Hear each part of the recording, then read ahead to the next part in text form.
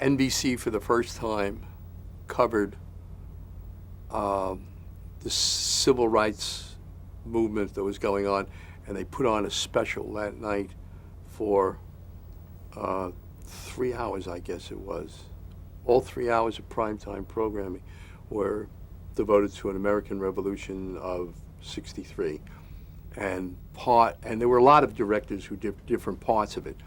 My part of it, though, I was one of the directors, but I was director at the Lincoln Memorial when Martin Luther King gave that famous "I Have a Dream" speech.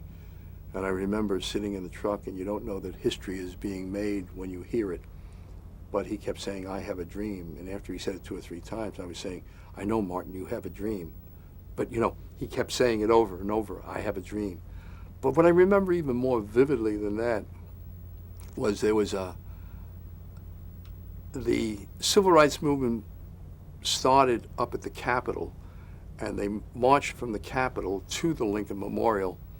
And I was standing outside the mobile unit when this sea of people came sweeping down the mall.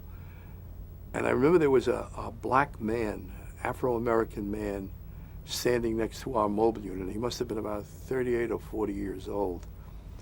And he had a 5 or 6-year-old boy with him. And I was standing there watching all this, and he took this kid and he held him up in the air. And he said, "Look at this. Remember this for the rest of your life. This is what we did for you.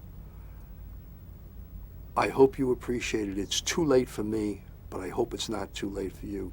Don't ever forget this." I often wondered what happened to that kid.